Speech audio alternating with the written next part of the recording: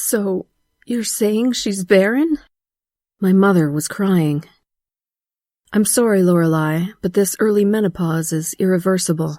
You're not going to be able to have biological children when you're older. As a noticeably loud sob bounces through the kitchen, Sadie groans. All this over your broken uterus? Yeah, I guess she's pissed I can't be an incubator for her grandkids. She is interrupted by a knock at the door. A man I have never seen before stands in the doorway. Sadie was never one for subtleties. Who is this, and why is he here? Be polite, girls. Nathan is here to help us. We're going to head to my office, all of us. I cocked my head, confused.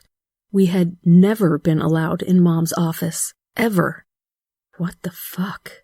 The walls are stained with crimson messages, which I pray are in paint rather than blood.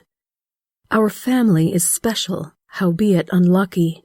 We have been blessed with the blood of Lucifer in every cell of our bodies, down a long lineage, and we have lived to serve him as his children.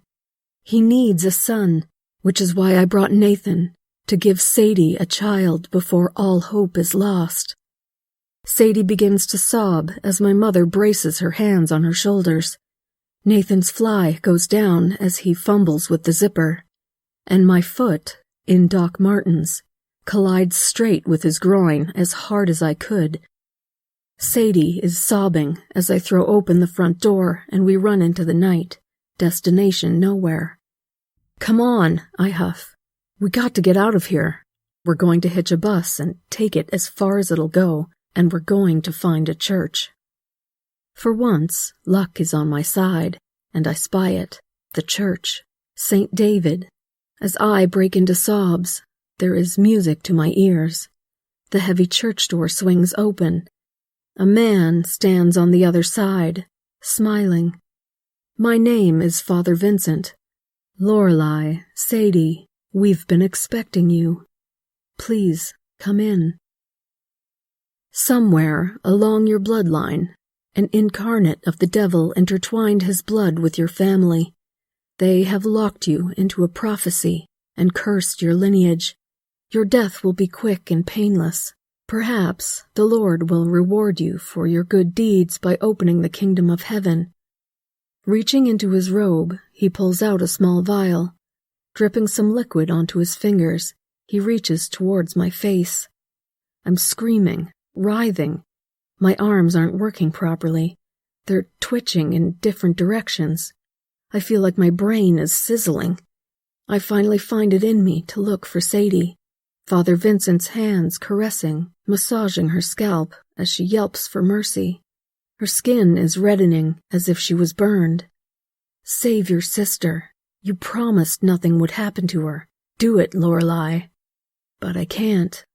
And that is my final thought before unconsciousness takes its hold and my eyes flutter shut.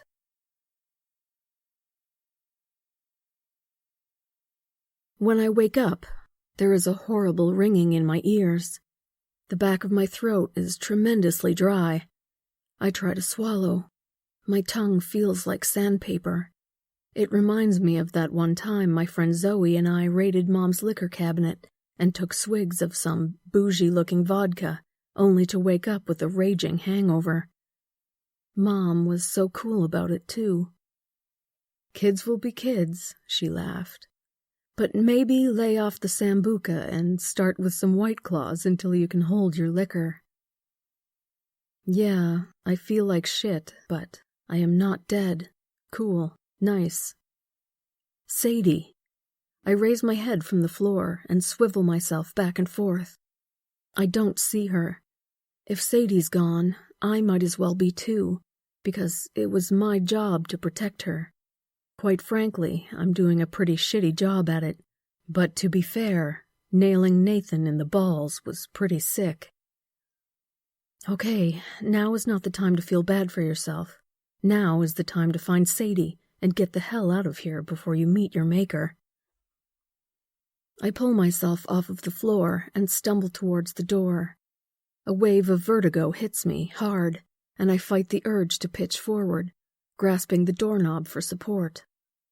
I shake my head to clear the fuzziness creeping in from the corners of my eyes.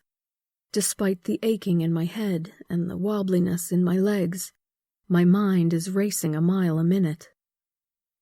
If I really am descendant of the devil, does that mean I'm evil? Like, sure, I'm no saint, but I've never really done anything horribly wrong, save for cheating on a couple tests and spreading some rumors. I've seen movies where the Antichrist summons storms and kills puppies and shit like that, and I'm scared of thunder and cry during every ASPCA commercial. It just doesn't make sense. Unless, of course, they're all a bunch of loons and Mom needs to be committed. But then why on earth would I feel so sick as soon as I stepped into this church? Never mind that. My focus is on finding Sadie. I swing open the door and face the blinding lights of the church, squinting as I adjust to my surroundings. My eyes flicker from the dazzling chandelier to the stained-glass windows, the first ounces of daylight slowly trickling in.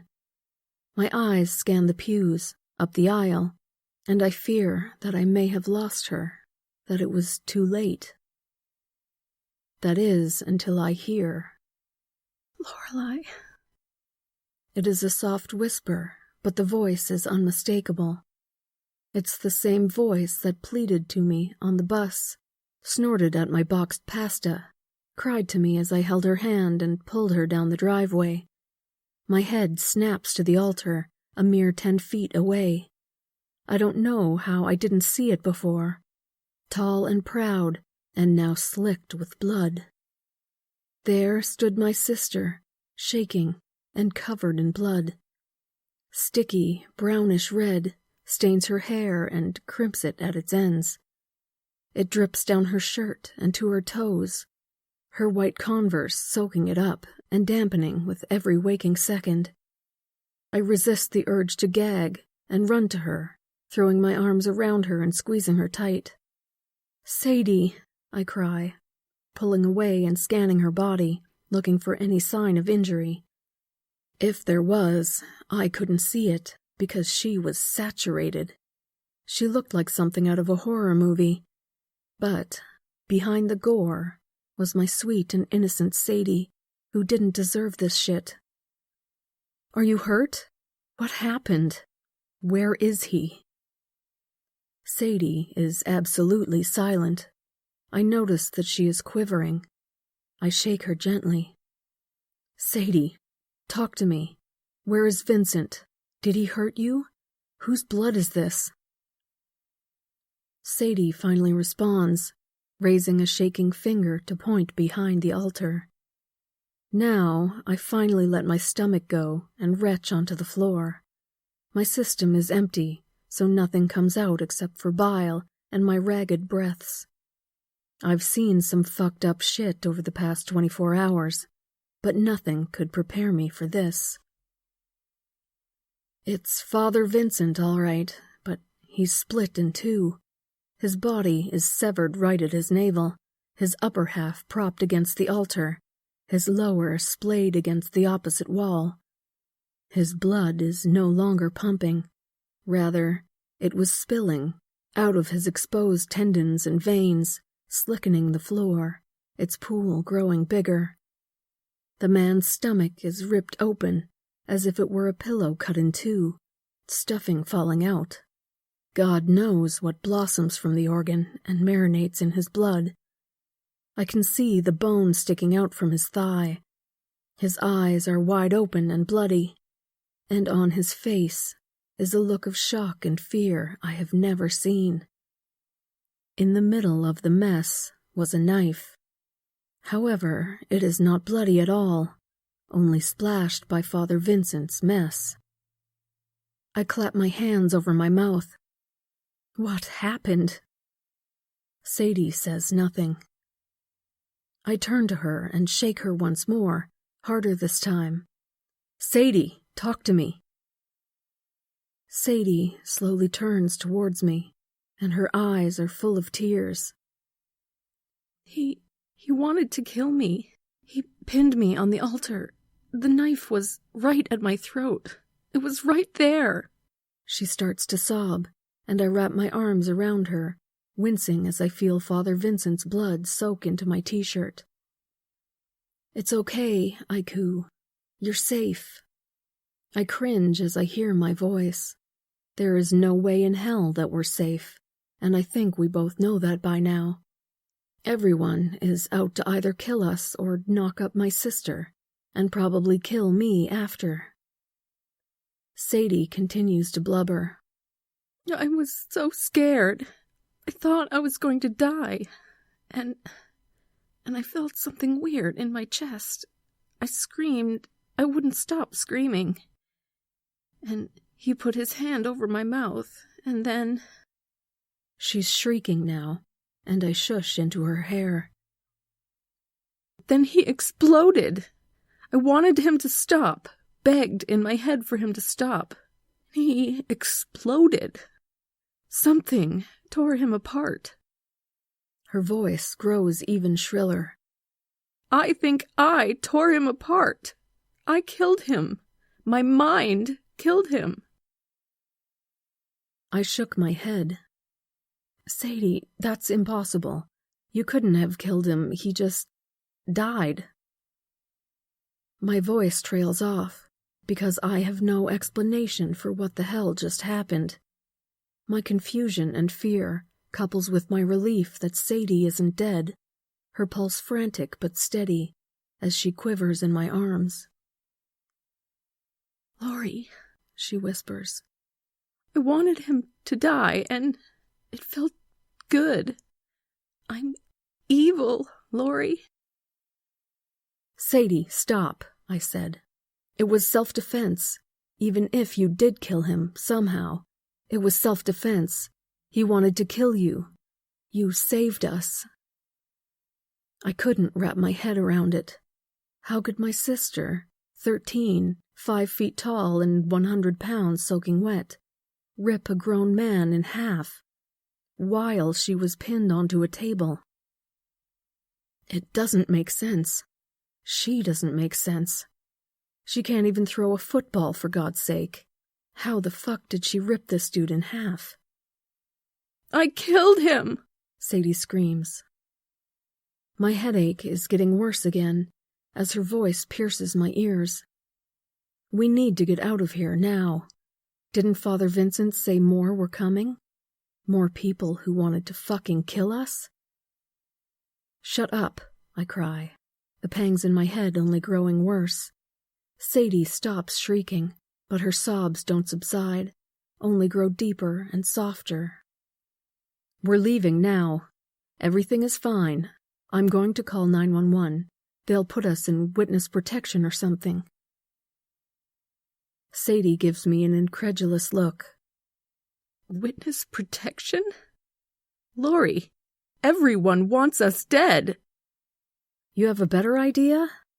I grapple for my phone, my hands sticky with blood and grime, punching in the numbers as I pull Sadie down the aisle and towards the doors of the church. 911, what is your emergency? I falter, unsure of what to say. Listen, my sister and I are being hunted.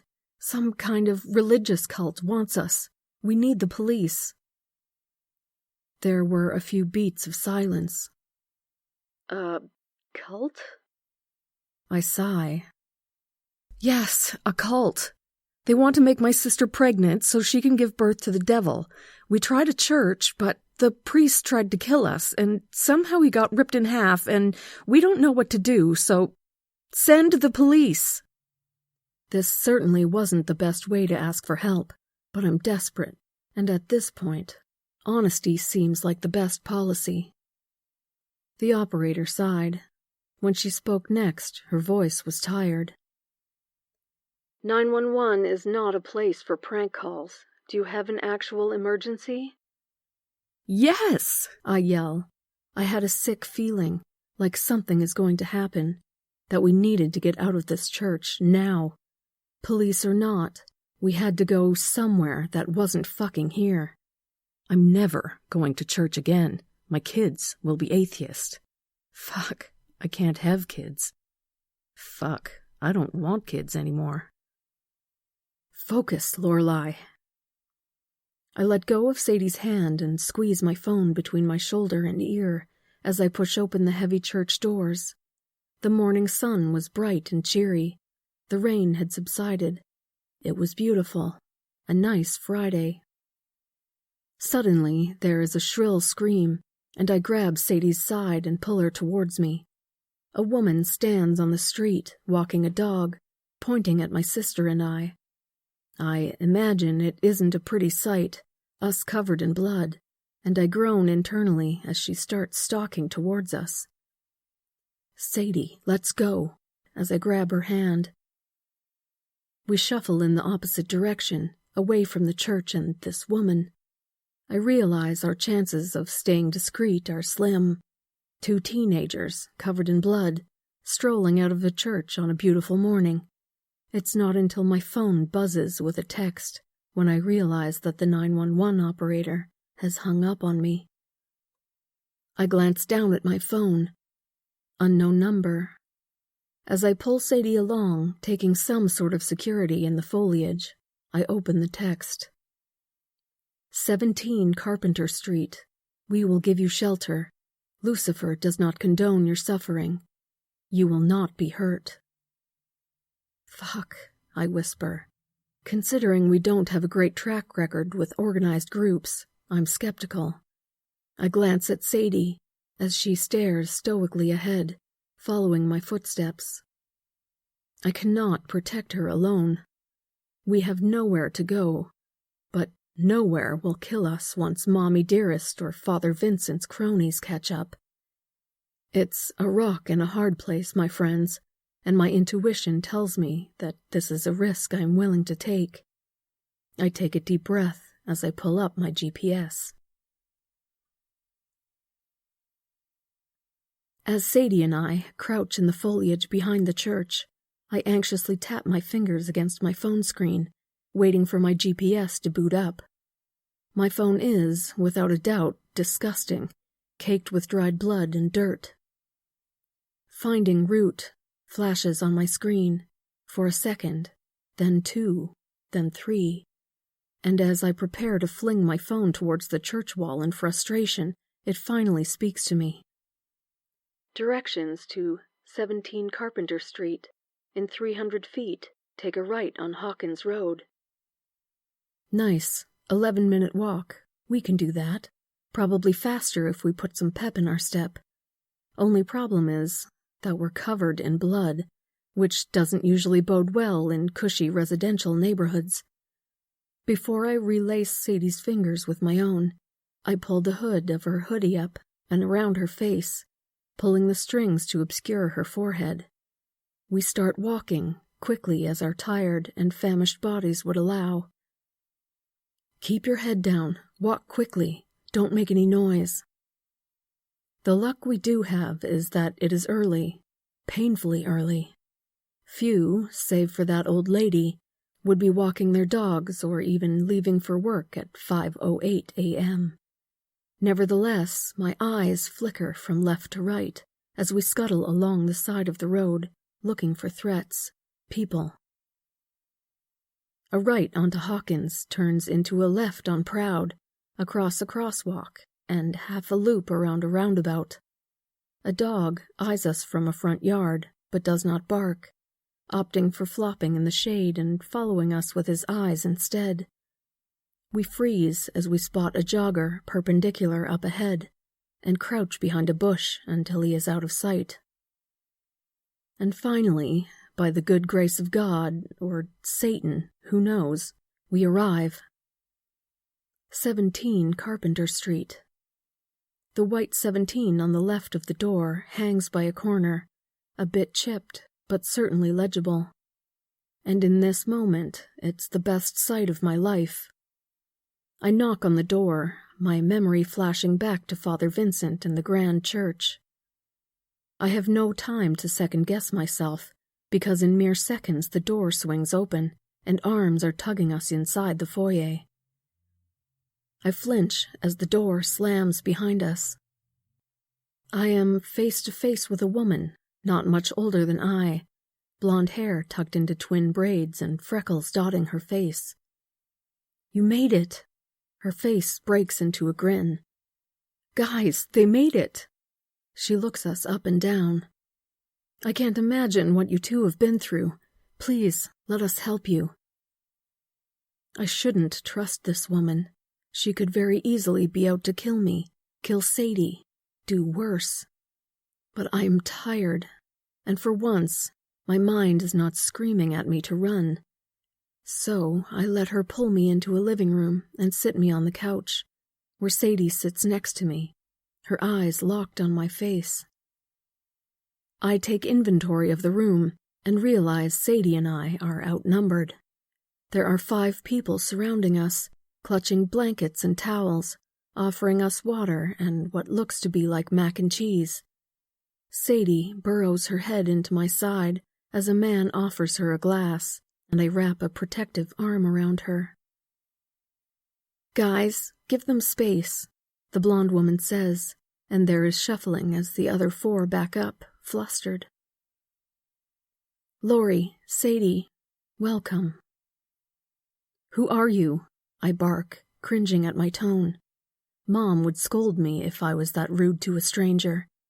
But Mom wants me dead, so her morals don't seem to matter right now. The man standing next to the blonde speaks up. He is incredibly tall and lean, crossing muscular arms over his chest. We won't hurt you. We can explain everything if you let us. A young woman with tightly curled hair and dark skin clears her throat. We're followers of Lucifer, but certainly not the sect of your mother. An older gentleman with graying tufts of hair poking out of his scalp scoffs. Your mother is a fucking nutjob, he mutters. Ed, the blonde woman admonishes. Don't swear, they're children. Well, that pisses me off. For the first time since entering the house, I speak. I'm not a child, I sneer, and we've certainly seen and heard worse than fuck over the last day or two. The woman reddens, while the old man nods and offers us a half-smile. I'm sure. Listen, I'm Ed, condescending Barbie to my right. The woman bristles, but does not interrupt. Is Madison. Mr. Schwarzenegger over there. He gestures to the tall man with the muscles. Is Zach. Zach nods, arms still crossed. I'm Nyla, the curly-haired woman interrupts. And that is... Her voice trails off. There is one more man in the living room, the only one who has not spoken. We lock eyes, and I notice a small scar above his left eyebrow, a larger keloid running down his cheek, puffy and raised.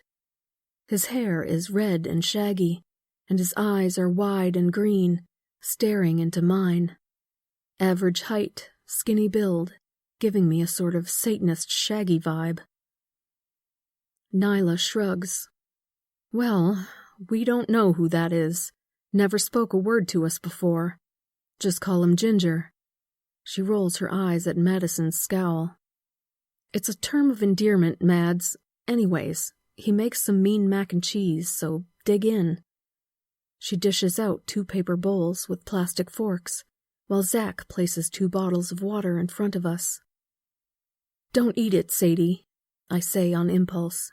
She whimpers, but places down the fork, and I follow suit, despite my nagging hunger pangs. Ed shakes his head before plucking Sadie's fork from her fingers, digging it into the mac and cheese, and shoving a glob into his mouth, before shoving the fork into my bowl and doing the same. We get poisoned, he mutters, words muffled as he chews. We go down together. I look at Sadie and shrug. Fuck it. I guess there are worse ways to go. As we begin to eat, Ed continues to talk, swallowing his mouthful. So, seems like Mommy is a little pissed off at Daughter Dearest for being sterile, so now she's deciding to take it out on a preteen who still plays on the monkey bars at recess. Hey, Sadie retorts. I'm 13, actually, and I don't use the monkey bars anymore. I crack open my water bottle and begin to chug. I have never in my damn life tasted water so good, and I down 3/4 of the bottle in one swig. Ed continues. Right. Anyways, here's the deal. People like your crazy mother are the type to give us a bad name. We certainly don't run around raping minors. Catholicism isn't our speed.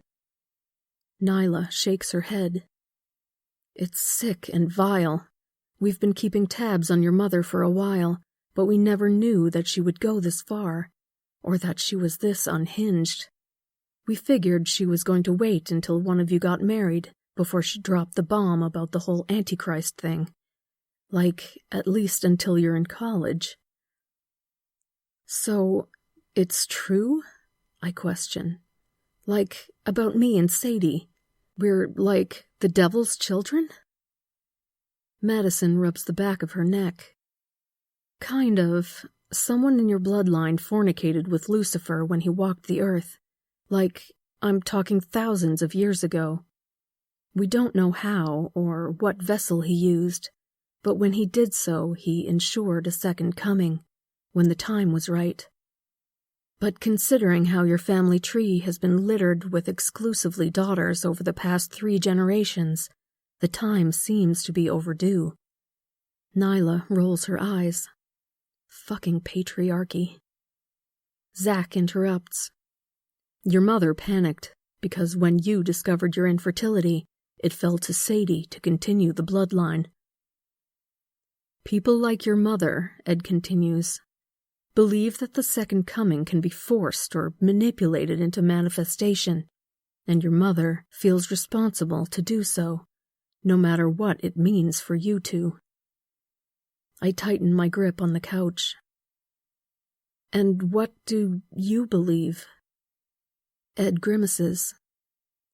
Well, we believe that your mother is full of shit, and that if Lucifer wanted a second coming on Earth, he would find his own means that do not involve raping kids or killing teenagers. Sadie's voice perks up. No offense, but aren't you, like, evil? Like, the devil is evil. Lucifer is the devil. I don't get why you would want to help us. Common misconception, says Nyla. The devil isn't real. It's a fear tactic to keep you from questioning. Lucifer was abandoned for questioning God. We believe in skepticism, and we do not believe in a fear of eternal damnation to distinguish right from wrong. Enlightenment, adds Madison. Lucifer leads us to enlightenment, progression, protection of our world, natural human development of our own moral compasses, not evil. Okay, I interrupt, polishing off my mac and cheese. Ginger moves to sweep the bowl from my lap, disappearing into another room. We get it, you're cool, Lucifer's cool, whatever. So, how the fuck did Sadie rip a man in half? How did you get my phone number? Where the fuck do we go from here? There's a pause, a couple beats of silence as the group mulls my questions over. Madison looks at her feet. Zach recrosses his arms. Nyla purses her lips. Finally, Ed speaks up. Well, you got some powerful genes, that's for sure. My guess is, when your life was threatened, that power decided to make an appearance and protect you from Father Dahmer. As for your phone number, Madison adds, we've known that since you got your first razor 3 years ago.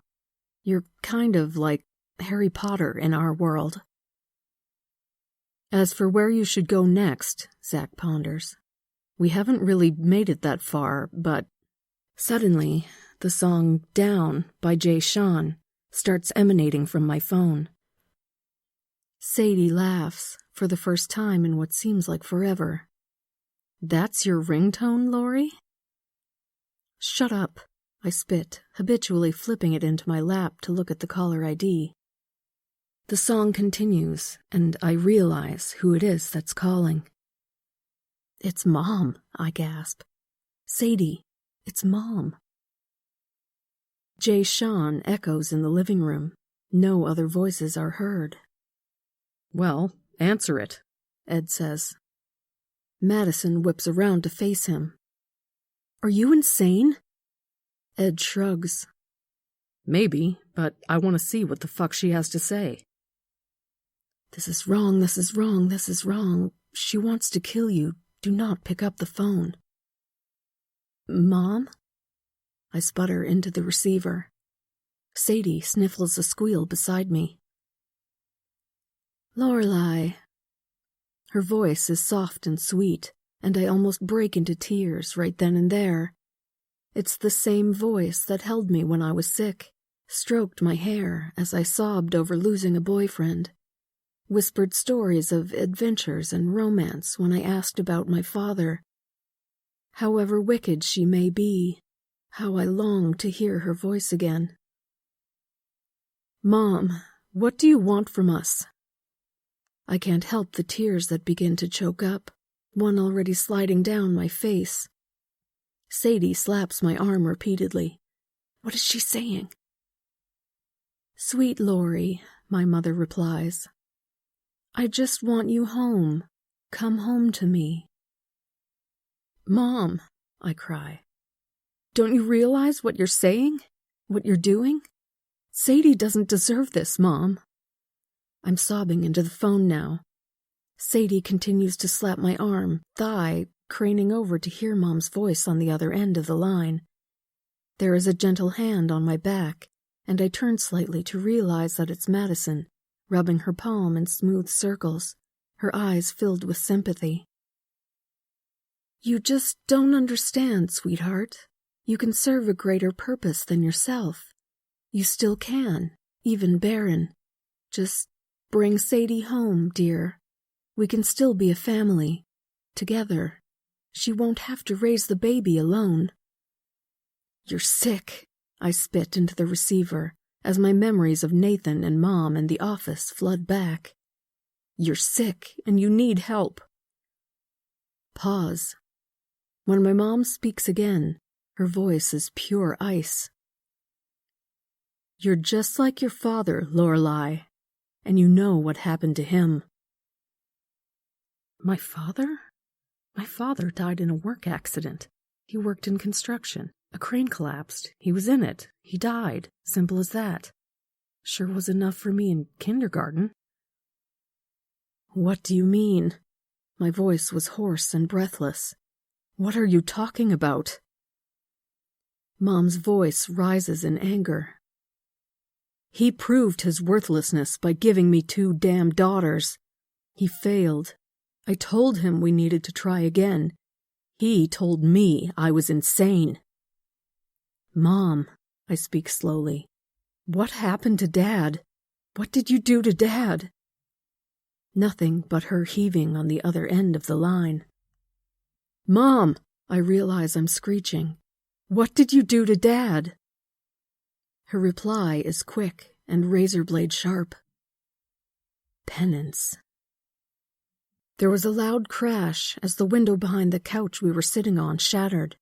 Sadie screams. The people around me jump up with a start. I drop my phone, my heart skipping in my chest. My ears are ringing, and for a moment, I fear that I am deaf, and the last sound I ever heard was the silky soft, albeit cold and malicious voice of my mother. I flinch in my seat as glass and something else falls into my lap. Someone. It's Madison, gaping like a fish, sharp breaths escaping her throat as if she was being squeezed by a boa constrictor. With every heartbeat, blood pulses from her neck.